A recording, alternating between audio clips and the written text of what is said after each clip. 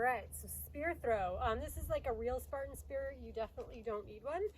You can use a broom handle, like anything that's like about this.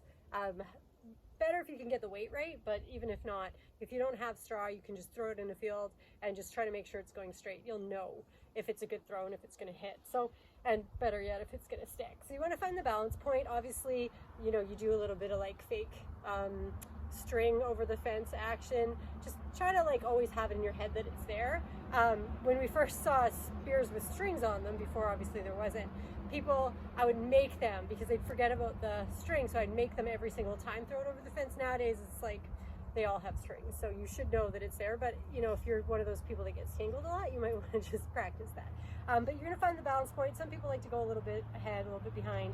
I like to be right on that balance point, close my fist on it.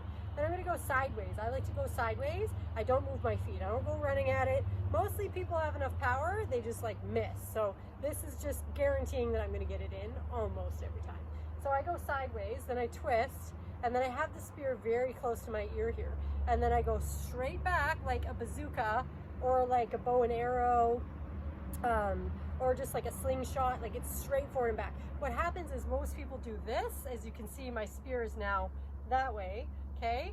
And this is a bit of an exaggeration, but they swing it around and then they try to let go, and guess what? The spear either goes down or it goes more often to the left of the bale. And you'll wonder, like, why do I always miss to the left of the bale? Or, you know, you let it go too soon to try to overcorrect. But then you're missing kind of laterally, and usually it's because people are trying to rotate the spear. So better yet, you keep it very straight as you rock back. I like to point to the bale, and I like to point to an exact spot that I'm going to hit. So I rock back, I point to the bale, and then it goes straight by my ear. The reason I like it to be straight by my face here is because if it's out here, I can move around a whole bunch. If it's here, it's like super locked in.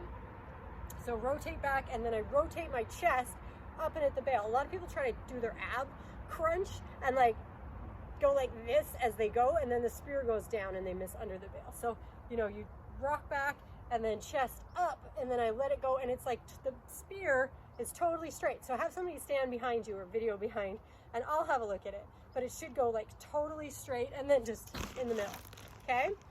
And then you practice, like, stay close to, like, if you're gonna hit a tree, you know, a lot of people use the tennis ball in the end of the rod.